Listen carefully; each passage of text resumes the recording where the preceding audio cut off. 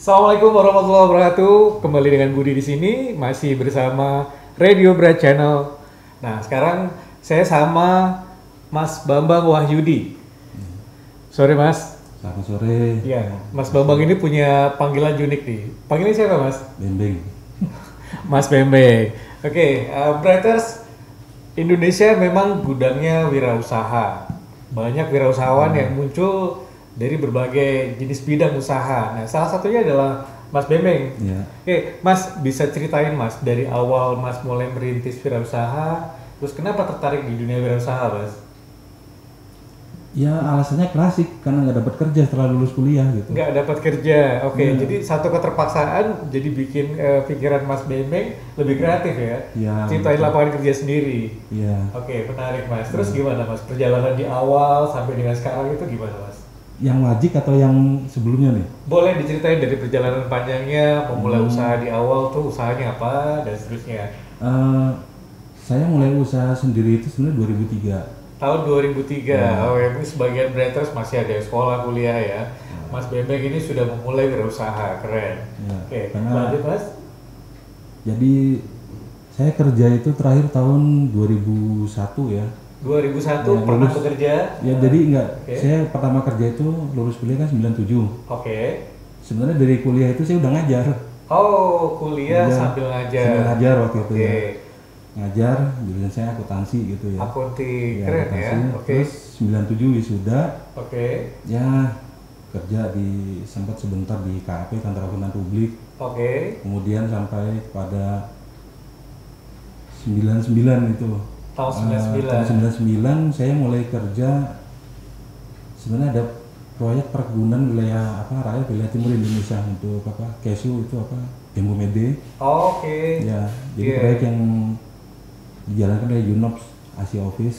Oh, oke. Jadi UN untuk urusan proyek gitu ya. Iya, iya, Nah, iya. Itu juga. berarti langsung dari UN-nya atau ada UN. perwakilan di Indonesia-nya?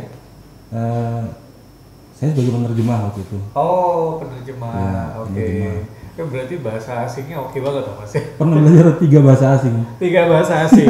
Keren nggak tuh? Bahasa apa aja tuh, Mas? Saya pernah belajar ya kalau Inggris yang pasti. Bahasa Inggris belajar. wajib ya. Nah, Kita kemudian bisa ya. Oke. Bahasa Arab ya, Bahasa Arab. Oh. sama Spanyol. Oh. Satu lagi Perancis. Kalau Spanyol saya nggak terlalu intens. Oh, oke. Wah, keren ya. Tapi minimal basic obrolan Spanyol paham lah ya. Ya karena dulu kan saya sempat berpikir kalau satu saat saya ke benua Amerika kan Oh. mayoritas bahasanya Spanyol gitu. Amerika Latin rata-rata Amerika Latin, itu Spanyol ya, gitu. Spanyol ya. Oke, oke, menarik sekali. Oke, nah Mas dari itu berarti era 97, 98, 99 itu kan era di mana Indonesia waktu itu quote and quote terkena dampak krisis moneter ya. Betul, betul. Oke. Nah, tapi luar biasa ya, Mas Bembeng ini justru malah dapat pekerjaan yang secara skala lumayan kalau menurut saya karena penerjemah untuk kegiatan di Indonesia Timur ya, Mas Ya, ya. NTT, NTB sama Maluku, semua Maluku ya. Oh, Sampai oke. wilayah yang jarang katakanlah orang Indonesia Barat itu jarang sekali ke sana. Oh, oke. Sama lagi ya, Pulau Yamdena Iya, di iya, Maluku iya. Tenggara Barat gitu. Oke. Mungkin orang taunya Tual gitu ya. Nah, Maksudnya- saya mesti banyak belajar geografi lagi Indonesia. Pulau-pulau yang Mas sebutin tadi saya ada Ya. sebagian yang tahu, ada sebagian yang ya baru dengar sih. Termasuk Oke. ini di Nusa Tenggara Timur saya udah sampai Adonara. Kalau orang tahu Labuan Bajo oke. Flores gitu. Iya, ya. iya, iya. Di Adonara. ND gitu. Sampai Pulau Adonara saya udah pernah ke sana. Itu kepulauan yang eksotis ya Mas ya di daerah-daerah Indonesia Sangat. Timur ya, sangat Sangat eksotis. eksotis. Oke. Dan sayangnya mungkin di tahun-tahun 97, 98 itu masih belum terlalu tersentuh kegiatan pariwisata ya Mas ya. Belum. Belum, ya. Saya masih menemukan orang mencari ikan di pantai itu begini. Oh, yang pakai tombak masih gitu. pakai tombak gitu Ah, ya. Masih. Oke. Hanya kan waktu itu belum musimnya sosial media, jadi saya benar-benar nggak ada foto, nggak ada. apa. Nggak ada dokumentasi ya, ya bisa kita Nggak lihat ada sambil. dokumentasi ya. Oke, oke, Mas Bengki dari tahun 97 sampai 99, terus tadi cerita memulai berhenti kerja, kemudian wirausaha tahun 2003 ya. Berhenti kerja 2001. Oh 2001, oke, terus Jadi memulai wirausaha. proyek-proyek itu kan dihentikan 2001 tuh udah ada, waktu itu presidennya Megawati dihentikan. Oh, oke. Jadi bantuan dananya dari ADB itu dihentikan. Oke. Saya ancang-ancang saya pikir kalau tiba-tiba ini proyek berhenti ya berarti nggak finish gitu. Oke. Saya mundur duluan. Oh, Gitu. berarti sudah bisa melihat insight bahwa akan terjadi sesuatu, Mas sudah punya Ya. planning gitu ya untuk escape ya. Keren ya, insightnya keren nih. Memang kalau seorang wirausahawan gitu ya, bisa melihat situasi ke depan seperti apa kurang lebih. Oke. Kemudian tahun berapa Mas untuk memulai wirausaha fixnya itu? 2003. 2003. Apa yang dikerjain Mas? Saya ambil barang-barang dari toko orang Minang, waktu itu orang Padang terkenal dagang. Oke. Saya jadi salesnya keliling. Oh, oke. Nah. Itu sifatnya beli putus kemudian di. Ada yang saya beli putus, ada yang saya memang ambil dulu. Oh, Gitu. sifatnya Terus, jadi join gitu ya. Pakai Oke. motor saya keliling pakai apa? Pakai motor box gitu ya, ada Motor. Nggak, ranselnya. keren ya, pakai ransel. Iya, iya. Motor sendiri pakai ransel saya kelilingin aja gitu. Oh, oke. Sampai 2004 saya putuskan karena memang pernah saya ditawari ada teman SMA juga, temannya Hani juga gitu. Oke. Dia kerja di pabrik minyak goreng. Pabrik minyak goreng. Ya, Oke. baru ditawarin sama dia, lu dagang aja minyak goreng gitu. Oke. Dia bilang modalnya awalnya berapa? Dia bilang minimal pembelian 5 ton. 5 ton itu pada saat itu harus sedia dana berapa, Mas? 1 kilonya, modal saya waktu itu 25 juta ya. 25 juta di tahun itu cukup besar ya. Besar, karena 5 ton ya. karena 1 tangki kan. Satu tangki. Itu belum saya siapin drum, jerigen, timbangan, sewa gudang, itu belum. Itu jadi baru modal awal untuk pembelian bahan bakunya aja. iya, bahan baku aja minyak gitu. goreng itu ya. Oh, oke. Luar biasa ya. Terus berapa lama Mas menjalankan bisnis itu, Mas? Sampai 2007, sampai 2007. Oke. Berarti sekitar 4 tahunan. 4 tahunan ya. 4 tahun, oke. Jadi modalnya tuh sebenarnya orang tua saya, bapak saya itu nggak setuju saya usaha gitu ya. Oh, oke. Kenapa nggak setuju, Mas? Ibu guru PNS, bapak Oke. di BUMN gitu ya. Oke. Kurang setuju gitu karena mungkin dikuliahin disuruh kerja kan gitu. Dan Mas Beben lebih memilih untuk wira swasta gitu, Ya. wira usaha ya. Kecilnya Oke. saya kan ikut kakek nenek saya di Boyolali sana, Jawa Tengah. Oh, Boyolali. Ya, Itu daerah Solo ke sana Ya, ya, Mas ya. sebelum Solo itu Iya, iya. kakek dengan nenek kan usaha. Oke, jadi memang ada terah dari Ya, kakek leluhur nenek. ya, Dari usaha. ibu sana itu saya, ini orang usaha gitu. Oke. Dan nenek saya bisnis makanan itu saya sering lihat karena 2003 saya sempat tinggal di sana selama 2 bulan. Oke. Saya tiap jam 3 pagi nenek itu saya kadang-kadang bantuin gitu. Oh. Jualan makanan dari Oke, ketan, oke. olahan ketan gitu ya. Iya, iya, iya, dari Nah, saya olahan sering itu. ngelihat, Oke. karena sering lihat itu ya katakanlah kalau orang Jawa bilang kulino gitu. Iya, iya, terbiasa ya. Terbiasa karena gitu. Setiap saat memperhatikan itu ya. Saya memperhatikan. Tapi Oke. nanti di 2003 sebenarnya saya belajar sama adiknya ibu, paman saya yang sudah buka toko. Makanya Oke. saya di Jakarta itu menjalankan usaha untuk masukin barang-barang ke toko, katakanlah agen gitu ya, belajarnya Oke. dari sana gitu. Oh, siap. Gitu. Oke, oke. Menarik ya. Nah, terus Oke. ditawarin sama temen dagang minyak goreng, usahanya apa, dagang minyak goreng. Saya tahu peluangnya kok bagus sekali gitu. Iya. Nah, Karena itu kebutuhan pokok, Mas. kebutuhan pokok minyak ya. goreng itu termasuk sembako gitu. Betul. Curah lagi gitu kan. Curah, Nah, betul. Oke. saya bicara dengan bapak, nggak disetujui. Terus jujur aja bapak saya waktu itu ya kan sebagai orang tua gitu punya ini kan, dia tuh punya mobil sebenarnya. Oke. Yang dari dulu dia pengen. Oke. Tahun 95 tuh dia kan 94-95 sempat keluar Peugeot 306 ya. Oh, Peugeot ya. Ya, 306 ya. Peugeot Itu 306 ya. mobil idaman pada saat itu ya. Ada saat itu warna oranye. Wah, oke. Ya memang itu yang diinginkan bapak saat itu. Oke. Saya jual. Waduh. Mobil kesayangan orang tua dijual buat nambah modal. Saya buat modal. Oke. Saya buat modal, saya jual. Nah terus bapak mobil kemana bang? Tanya. Saya jual pak. Dan ada perselisihan kah waktu itu? Ya sudah dia ngomong buat apa hari? Buat Oke. usaha saya bilang. Oh, oke. Saya lampirkan buktinya. Ini Ya. pembelian untuk CPO, tapi sebelumnya saya sudah lampirkan ini DP untuk beli mobil bak. Oh, jadi emang Mas Bembem udah punya rencana kerja. Udah punya ya? rencana kerja gitu. Oh, oke. Dan saya Iya, butuh katakanlah modal ya punya orang tua gitu. Oke. Saya ambil gitu. Oke. Sampai sewa gudang, saya ngomong ternyata yang punya gudang itu kenal dengan ibu saya. Oke. Karena anak-anaknya yang punya gudang Haji Ka'ban namanya di daerah Pal Sigunung sana. Haji Ka'ban itu Alfi Gunung, oke. anak-anaknya itu waktu SD yang ngajar ibu. Oh, jadi kenal Jadi ya. kenal sudah baik, ibu anaknya saya yang jaga di sini nggak kan. Iya. Ya gitu. Itulah kehebatan seorang guru ya. Iya. Bisa Luar kenal di biasa. mana-mana gitu. Iya, Nah, muridnya terus di mana-mana. ya Oke. terus setelah itu saya jalan, saya kelilingin sendiri Ya. sampai berhasil saya punya supir, punya katakanlah anak buah 2 orang gitu ya. Oke. Nah supir itu tadinya supir material nggak punya SIM gitu. Ya karena mobilnya patah, mobilnya material itu patah begini jadi 2, jadi nggak kerja lagi kan saya tarik. Oh, oke. Jadi dipekerjakan di Di Mas gudang Benteng ya. saya Oke. suruh, saya ajarin kalau nembus, caranya nembus di laut tuh begini, saya bilang gitu. Oh. Tungguin di pabrik minyak sampai Oke. diisi loading gitu ya. Oke. Saya tinggal telepon ke yang punya DO pabrik minyak. Oke, Dengan distributornya di sana. itu ya. Iya, distributornya begitu. Oke.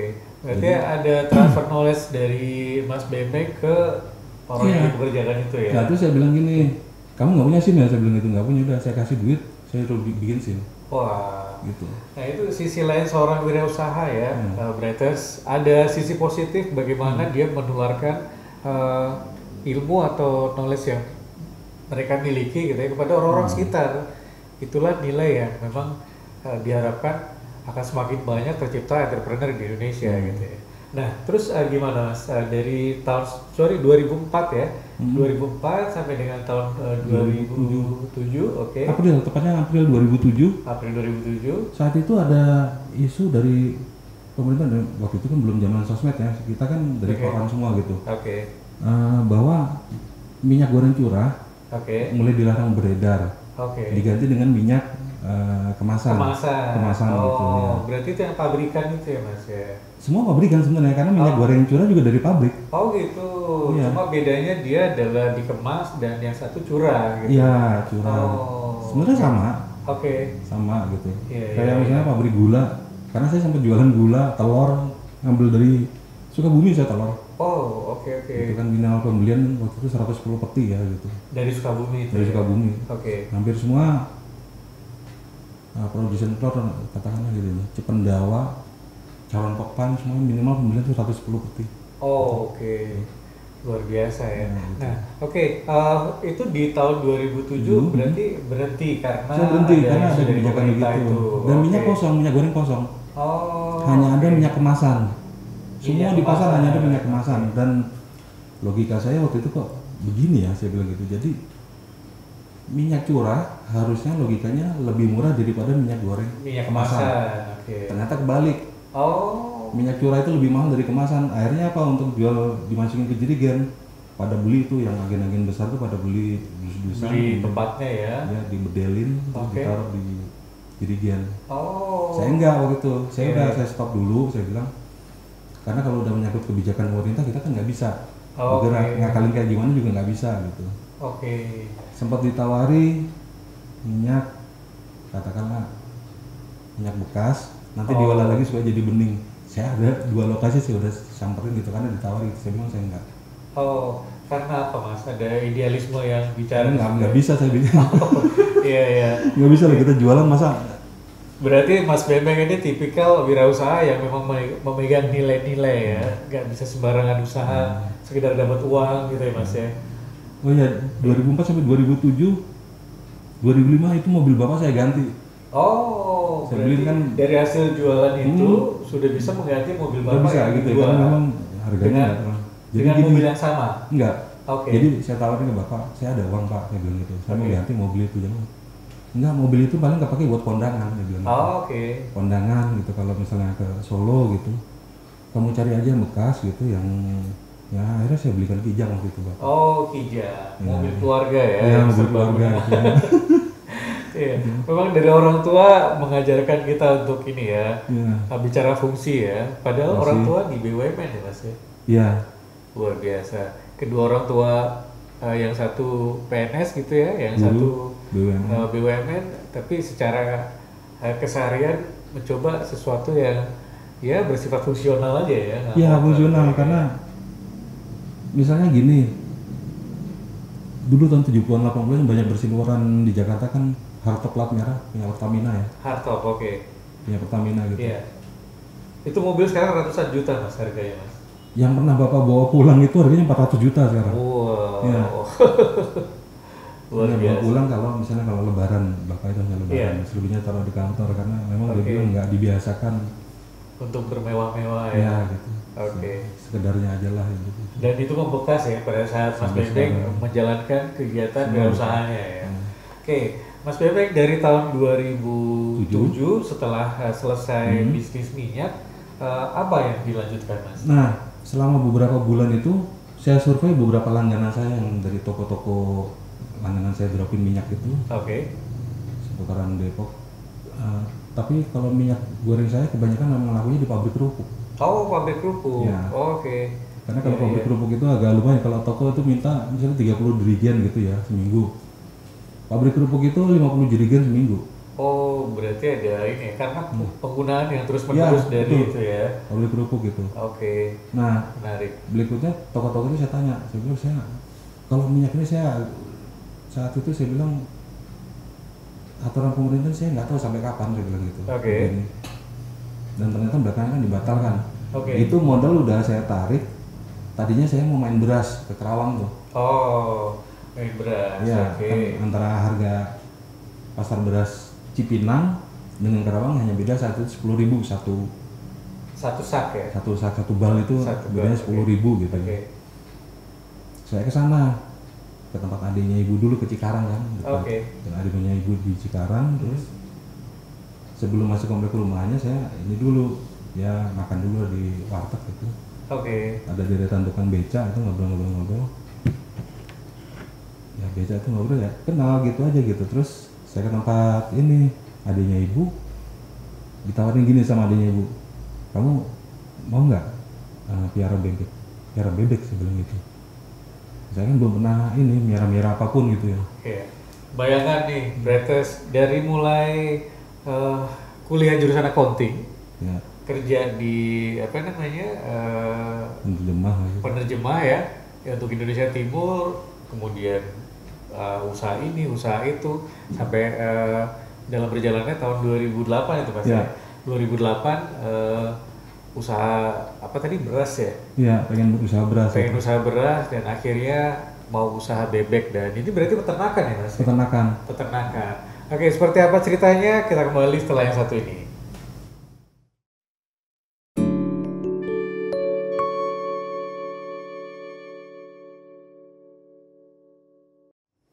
Oke, balik lagi dengan Budi di sini, masih di Radio Bra Channel. Saya masih ditemanin Mas Bembeng ya. Ya, tuh. Ngobrol masalah perjalanan beliau sebagai seorang wirausahawan. Nah, tadi di skip sebelumnya Mas Bembeng cerita banyak tuh perjalanan beliau dari mulai lulus kuliah, kemudian kerja sebagai penerjemah untuk kegiatan di Indonesia Timur, sampai terakhir tahun 2007-2008 beliau di-challenge untuk melakukan penjualan beras ya. Ya. Nah, di situ ada momen menarik ketika Mas Bembeng ketemu dengan seorang tukang beca ya Mas. Tukang beca betul. Bisa diceritain Mas kejadiannya Mas? Jadi saya lagi makan di warteg. Oke. Nah ini kan memang ada 4 atau 5 tukang beca ini memang biasa mangkal di situ. Oke. Dekat rumah sakit apa Andisa Cikarang sana. Cikarang ya. Oke. Nah, yang ngobrol saya, dari mana Mang? Nah, saya mah dari Sukatani Mas katanya udah. Oke. Mau kemana katanya? Mau ke tempat paman saya bilang gitu. Siapa namanya? Asrori katanya. Oh itu rumahnya di situ. Iya saya tahu.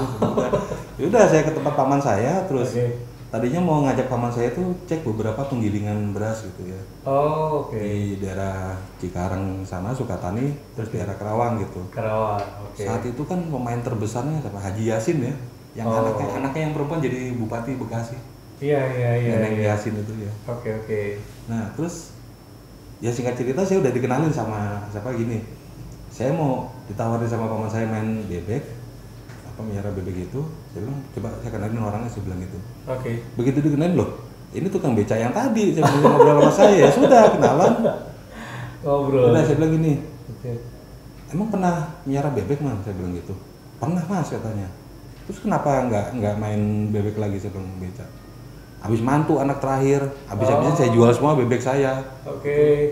Ya, menarik ya. Iya. Beberapa orang mungkin biasanya setelah kegiatan hajatan itu bisa jadi titik Habis. balik ya. Bisa-bisa. Nggak balik modal. Iya. Oke, karena di sebagian besar masyarakat kita masih apa namanya ada yang punya prinsip Ya, betul. hajatan itu termasuk salah satu status sosial Ya, seseorang. betul. Oke, jadi dia bisa-bisa di situ. Oke, terus gimana tuh Mas? Nah udah saya bilang Lanjut. gitu, saya bisa-bisa mantu anak terakhir kata saya bilang. Saya mau miara bebek, saya bilang gitu. Oke. Kalau ya saya mau dia bilang gitu, cuma saya nggak punya bebeknya dia bilang. Oke. Bisa cariin nggak saya bilang gitu, gampang katanya. Sekarang bisa. Oh. Itu beca langsung dia kan setoran itu sehari 10.000 kalau nggak salah. Oke. Jadi langsung dikasih temennya ikut sama saya Oh. ke kampungnya dia gitu. Oke. Ikut, Iya. saya keliling, saya bilang gitu. Saya bilang gini, Mang, ini untuk setoran ini saya ganti. Yang untuk besok saya datang lagi, saya kira kan udah sore sekali gitu. Saya Oh, pulang oke. ke Jakarta. Pulang Iya, ke Jakarta saya ngomong sama orang tua. Sama orang tuanya "Ya, di silakan rumah ya?" aja katanya. Dia bilang, Oh. silakan. Oke. Iya, iya. Besoknya saya datang lagi ketemu, saya kok jadi lupa namanya, ya, nggak apa-apa lah. Oke. Ketemu lagi sama orangnya, udah siapin, ada kita cari bebek aja. Oh. Nah, akhirnya saya saat itu modal saya 126 ekor. 126 ekor itu setara dengan berapa rupiah? Saat itu sekitar 25.000 ya. 25.000 Dan itu bebek satu ekornya ya? satu ekor itu bebek petelur Oh, yang telur. udah siap nelor, Udah siap nelor. Oke. Umurnya sekitar berapa bulan ya? 5 atau 6 bulan gitu. Oke. Terus untuk area lahan, kemudian apa namanya peralatan yang dibutuhin itu Mas dapat dari mana tuh? Kalau bebek itu sebenarnya dia nggak dikandangin. Oh. Dikandangin hanya malam ya. Hanya malam. Nah, hanya di tegalan atau di pinggir sawah. Sawah gitu ya? Dan kandang itu pindah-pindah dia. Oh. Pindah-pindah karena ngikutin ini panen. Oke. Jadi begitu panen dibabat selesai, dia masuk. Ke situ lagi Nah, cari makan. cari makan. Oh. Nah, makanya wilayah yang bagus itu Kerawang karena apa? Dari mulai Rengas Dengklok sampai Ciujung Sungai Buntu, Iya. terus sepanjang tahun dia ini mulai tanam, sini selesai panen. Oh, dia selalu bergantian gitu Ganti ya? gitu dan giring gini. Maraton ya? Begitu. Oh, oke. Makanya ada peternak bebek dari Garut juga kan ada tuh ya. Kalau misalnya Oke. di Garut sana lagi nggak panen, Oke. mereka berani sewa truk Oh. untuk ke Kerawang. Oke, oke. Gitu. Iya, iya. Karena kalau untuk ngasih makan bebek itu terus terang 2 kali lipatnya ayam. gitu ya, karena mereka ini ya, makanya banyak ya. Oh, makanya banyak dan harus kena air. Iya, iya, iya. Gitu. Oke. Nah, dari bebek terus lanjut ini Mas, dengan ternak ayam juga atau hanya bebek bentar, saja? bebek dulu nih saya cerita. Udah Oke. bebek itu saya jadi dari hasil telur, yang penting yang ngangun ini kan udah ada bayarannya kan paruh telur ya. Oke. Paruh telur ini untuk kamu, saya hubungannya langsung ke bandar telur. Bandar telur. Oh, berarti Mas sudah partnership sama orang yang biasa Sudah, itu ya? udah memang biasanya begitu. Oh, oke. Saya jadi ingat itu ada seorang nenek-nenek sering saya buat parkir mobil atau parkir motor di rumahnya di Rawang, sampai dia bilang itu tahun keberapa saya ketemu sampai ngomong gini dia, si Mas orang Jakarta yang berhasil di sini katanya karena jarang gitu. Oh. Rata-rata gagal. Oke. Gitu. Iya, iya, iya. Nah, jadi dari mulai dapat telur saya simpen, saya balikin lagi untuk beli bebek meri ya. Iya. Meri itu iya. anak bebek gitu. Meri anak bebek ya. Sampai akhirnya saya cari bibit sampai ke Indramayu segala tuh. Oke. Ya, itu saya ajak Iya. yang ini Mangkawi, iya namanya Kawi, bener Mangkawi. Ingat ya, lama-lama Iya, ya. Mangkawi. Mangkawi. Nah, bentar saya posisi tempat duduk. Oh, siap. Nah, gini. Iya. Nah, Mangkawi akhirnya dia pamitan. Hmm. Pamitan karena emang udah sepuh sekali dia. Oke. Nah, dia bilang saya punya ponakan. Oh. Jadi dari kelas 5 SD udah nggak sekolah lagi, memang dia udah dilepas untuk ngangon bebek gitu. Oh. Boleh saya bilang gini. Oke. Nah, dia bawa temennya sama adik iparnya satu, jadi 3 orang tuh, masih Oh. muda-muda gitu. Oke. Nah, saat itu dari hasil telur udah lumayan. Saya tetap belikan bebek lagi, lemari ya sebesar-besar ini, lemari untuk penetasan. Penyimpanan itu ya. Nah, Oke. penetasan. Oh, penetasan. Nah, Oke. jadi saya punya 4 lemari. Kapasitas satunya tuh satu lemari itu 1000 1000 telur. masuk. Wah. Oke. Itu dimensinya besar juga ya Mas, 1000 Besar, telur ya. besar. Bayang sih telur bebek Karena seberapa. saya sempat beli tanah di sana walaupun nggak lega gitu ya. Dari hasil telur itu saya sempat beli tanah. Oh, Tanah Tegalan gitu ya. luar biasa. Saya bangun kayak semacam ini, yang penting ada listriknya. Kalau misalnya listriknya mati, untuk pemanasan saya pakai minyak tanah. Oh. Dipanaskan gitu. Oke. Nanti Iya. dia jadi atau enggak, misalnya kalau ditetes nggak jadi ya sudah, itu dijadikan telur asin. Karena saya sempat bikin telur asin. Oke. Gitu. Itu dibuat sendiri, Mas? Buat sendiri. Oh, bisa ya, sampai sekarang masih bisa kok bikin telur asin. Iya. Oke. Nah, berapa lama Mas usaha peternakan bebek itu? Nah, peternakan bebek itu sampai 2012 itu kena wabah. 2012. Oh, ini era kalau nggak salah flu burung ya? Ya, H5N1. Iya. Jadi saya orang-orang situ sampai heran kok. Biasanya kena ayam itu sekandang mati gitu. Oh, kurang tapi 6.000 ini ekor. bebek juga kena? Ini bebek juga kena, saya juga bingung. Oh. Padahal saya kan pakai vaksin tetes gitu ya. Iya. Belakangan saya kasih vaksin yang nggak ditetes mata tapi tetes langsung sini. Jadi begitu meri itu udah langsung saya tetes gitu. Oh, tapi nggak punya pengaruh juga ke imunitasnya? Kandang saya terakhir yang kena kehantem. Oh. Yang lain udah pada udah duluan ya? Saya bilang Oke. belakangan sih, kandang saya paling belakangan gitu. Tapi akhirnya saya nyerah juga gitu. Oke. Menarik ya Bretters ya. Nah, oke, dari 2012 sampai akhirnya Mas sudah nggak bisa nerusin lagi tuh ya usaha itu ya. Jadi Karena ada sisa situasional sekitar tadi ya. Kalau bebek saat itu 2.200 bebek petelur, harga Oke. satunya tuh 60.000. Oke, 60.000 kali 2.200. Itu baru jadi dan siap bertelur. Siap bertelur. Kena wabah seminggu mati 800. Oh, Sisanya kebayang ya. saya begitu baru saya bilang kok ini agak mengkhawatirkan gitu. Iya. Saya tinggal balik ke Jakarta, saya gelisah waktu itu ya karena malam Senin gitu. Iya. Telepon suruh balik lagi sama Oke. Om, tolong balik dia Om katanya. Oh, oke. Nanti saya dikira bohong kalau saya laporan ini bebek pada mati. Saya balik lagi saat itu. Oke. Saya lihat udah dibikinin lubang dan memang bebek saya kan, kalau bebek itu lagi digiring kan udah ada tandanya Ada masing-masing. tanda masing-masing, Ya, ya. ada yang kalem. Iya. Bebek saya bilang mati semua nih, saya bilang gitu. Iya. Dan akhirnya saya panggil ini jagal. Oke. Jagal itu tukang bebek potong, tapi yang untuk bagian bebek potong gitu ya, bebek Iya. bebek daging gitu. Oke. Potongin aja semua. Oke. Yang masih sekar-sekar potongin. Saya jual harga bebek daging 25.000. Oh. Sisanya tuh sekitar 1.000. Oke. Nggak sampai 1.100 kok, 1.030 sekian doang. Iya. Kayaknya mati, sudah mati. Kalau yang meri atau apa udah saya lewatin dah. Iya. Ini duit, saya bilang gitu.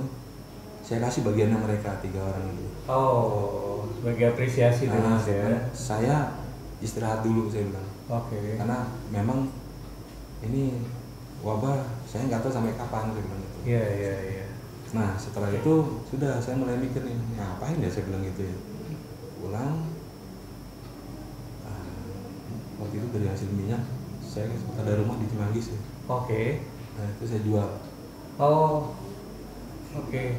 Jadi dari sana saya jual. Tadi ada yang lihat ya, saya belum cerita tentang ayam, nggak apa-apa ya, saya cerita yang ini dulu. Ini saya jual dari hasil bebek yang sama ayam ini yang udah saya tarik ini, karena selang 2 minggu kemudian ada tetangga di sini dekat rumah orang tua jual tanah kosong. Tanah kosong. Udah saya beli dari hasil itu, saya perhitungkan ada cukup lah gitu, saya bikin kos-kosan gitu. Oh, akhirnya buatlah kos-kosan gitu sampai sekarang. Tapi itu strategis ya, karena daerahnya rame ya Mas. Iya, rame. Ada kampus, ada rumah sakit, ya, ada nggak jauh dari terminal juga kan? Betul. Iya. Dan bebas banjir kalau punya saya. Bebas banjir. Kemarin kan sempat, karena saya udah terkenal yang satu lokasi itu memang biasanya mahasiswa. Iya. Selama ini ada beberapa yang kosong karena memang mahasiswanya memang pada nggak kuliah. Iya, sekarang. Pas ini baru selang 2 minggu kemarin kan hujan besar tuh ya, ada yang banjir. Ya kita yang ketiban rezeki pada pindah ke tempat kita gitu. Oh. Iya. Selalu silih berganti ya. Iya, silih berganti. Di satu sisi cobaan, di sisi lain kita dikasih berkah ya. Nah, kalau tentang ayam, ya. Itu begini, begitu bebek itu saya sebenarnya mencoba hanya beberapa ayam aja untuk sambilan lah gitu. Oke. Ada satu teman lama saya, dia memang hobi ayam bangkok, ayam maduan gitu kan. Oke. Ketemu saya, rumahnya nggak jauh kok, di dekat pasar induk sini gitu. Oke. Lo kan miara bebek di sana lo, ayam sih ada, saya bilang itu dikit. Oke. Ini ayam jagoan nih, kamu saya lihat bebek dengan ayam terus atau burung gitu ya. Aha.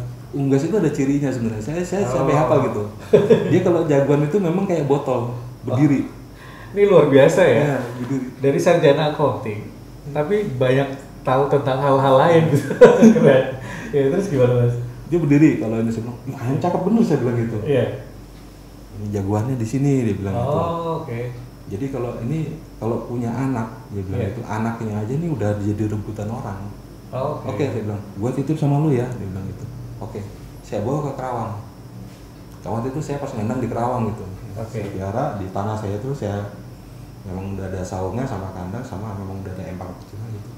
Saya pelihara dan itu saya kasih 3, perempuannya 3 tuh, Oh. babonnya 3. Oke. Jadi yang babon kampung itu 2, babon Bangkoknya 1. Saya mau lihat hasilnya seperti apa gitu. Oh, jadi tes dari Gitu. bibitnya dulu ya Mas? Dan ternyata saya luar biasa karena itu memang punya teman saya semua gitu. Saya cuma ini silakan hubungi teman saya gitu. Oke. Bertelur jadi begitu muncul 400.000. Wah. Saya bilang, ya udah ini buat semua, nggak usah punya lu saya bilang gitu. Aha. Biasa sama teman gitu kan. Iya, iya, iya. Saya hanya mau fasilitasi, mungkin dia sumpah di Jakarta, kalau ke kandang kan enak gitu ya. Iya. Ya sawah gitu, udah silakan aja sini saya bilang. Kalau Oh. ini memang bisnis itu nggak apa-apa, silakan. Ini berarti dilakukan di tempat yang dulu bebek itu ya? Iya. Lahan bebek. Lahan bebek itu. Oke. Nah, Oke. dari situ saya pikir-pikir, udah saya bilang gitu, nambahin ayam saat itu. Tapi memang saya nggak lama karena ayam itu ayamnya kena kayak hantam wabah itu. Iya. Sekandang saya waktu itu yang mati 3.000. Wah. Iya, iya.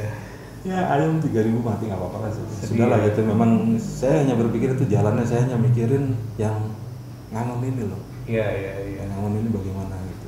Jadi balik lagi ya, Mas Bembeng ini juga nggak berpikir buat diri sendiri, tapi gimana orang-orang sekitarnya yang juga ikut sama-sama ngerasain gitu ya. Ya itu. Jadi bisa bikin mereka ya Mas ya. Pesan almarhum bapak begitu.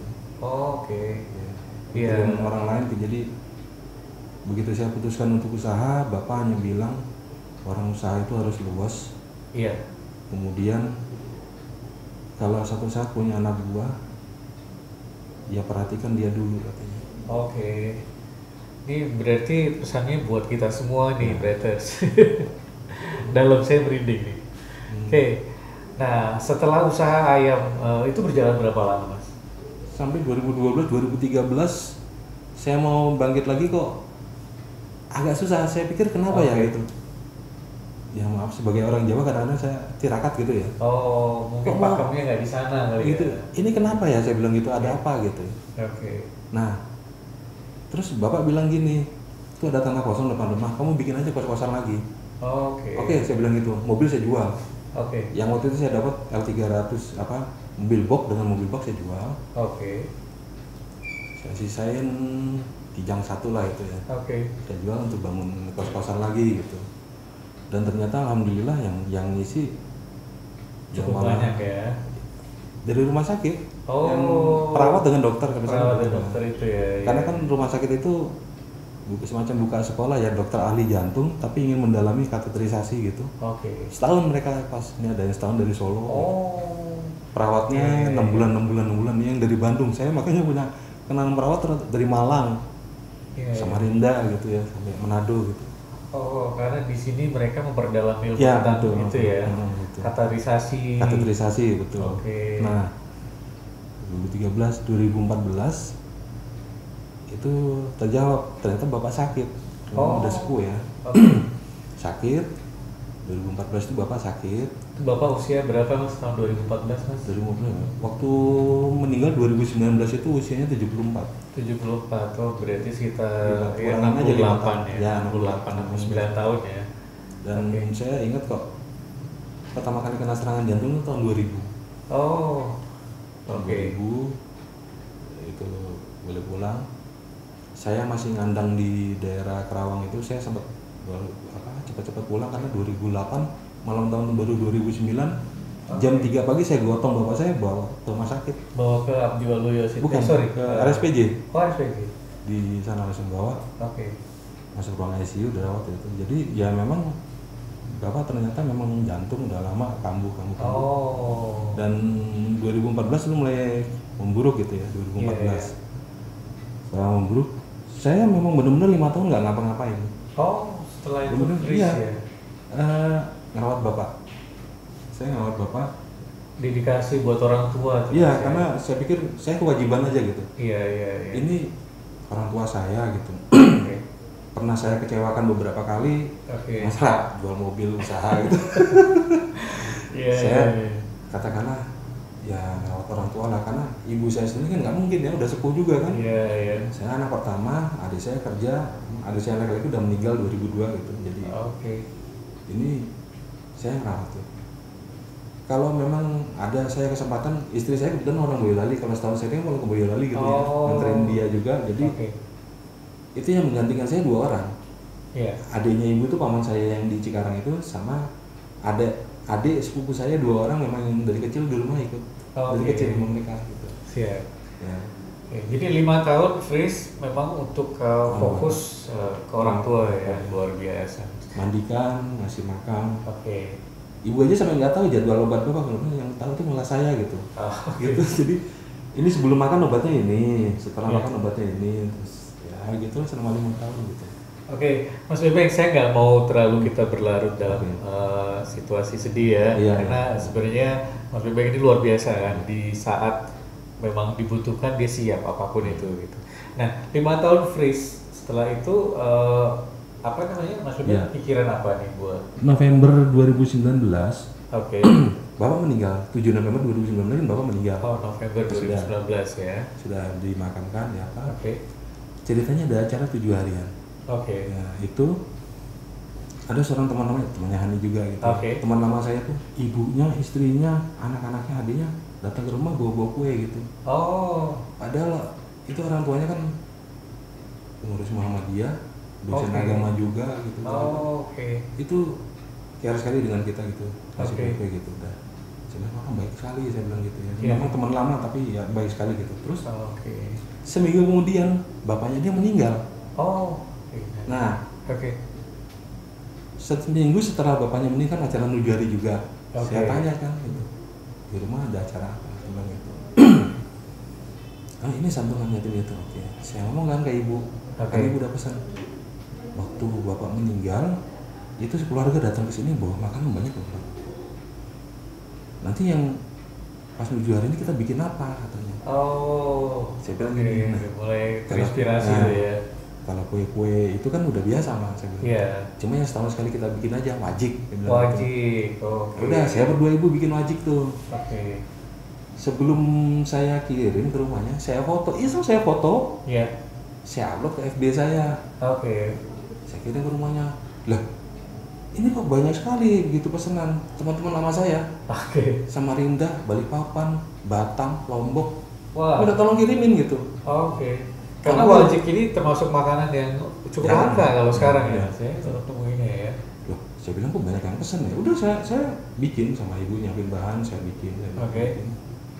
Terus gue langsung mulai Desember saya bilang gini, ini saya seriusin aja deh, saya bilang. gitu. Oh, inspirasinya dari situ ya. Jadi dari Saya seriusin situasi akhirnya, itu. dan saya Oke. merasa kok saya kayak dihibur bener-bener sama Yang Maha Kuasa gitu. Oke, ya ya bikin wajib. Nah, Hmm. Mas, sebelumnya udah ada historical, memang udah biasa bikin wajib Setahun sekali kalau lebaran. setahun sekali, Iya. dan itu menjadi satu kesenangan ya. Iya, betul. Setahun sekali kita Hmm. bikin wajib ya memang Hmm. pasti jadi kesukaan hampir semua keluarga tuh Mas ya. Ya, wajik, dodol, memang beda nama mungkin ya, kalau di masing-masing daerah punya nama masing-masing gitu. Iya betul. Dan itu panganan khas untuk silaturahmi. Iya. Gitu. Oke. Ini kalau orang Jawa ngomong makanan, panganan ya. Ah, iya. Iya iya. Oke. Nah, Mas berarti setelah itu ada banyak temen yang mulai request ya, pesan request, online Iya, dan seterusnya. Oke. Dari situ mulai diseriusin tuh. Saya seriusin aja sekalian gitu. Sampai sekarang. Sampai sekarang gitu ya. Desember 2019 sampai sekarang. Sampai sekarang ya Udah berarti setahun lebih lah ya. agak sepi kemarin aja pas mulai Maret pandemi. Awal pandemi ya. Pandemi Oke. gitu, tapi sampai kan April sebenarnya sih udah ada pesanan untuk orang hajatan dibatalkan. Oh, Itu untuk beberapa hajatan dibatalkan, ya maklum, saya maklum gitu ya, karena memang Efek kondisinya pandemi ya. pandemi gitu. Oke, Nah, siap. Ya, tapi kondisinya sekarang gimana Mas? Untuk apa namanya, Mas melayani pesanan-pesanan itu masih dilakukan secara virtual aja, online, atau Mas buka toko di satu tempat gitu? belum, saya Masih belum. belum. Oke. Mungkin satu saat nanti saya akan buka. Oke. Karena beberapa masukan saran dari teman-teman, cobalah buka gitu. Dia bilang, Oke. saya nanti dulu, saya bilang gitu. Karena saya ada kewajiban kalau pagi dulu kan nganter anak sekolah. Iya. Kalau sekarang saya pagi kan nganter istri kerja ya, karena istri kerja gitu ya. Oke. Iya, Kalau iya. kerja baru saya ini.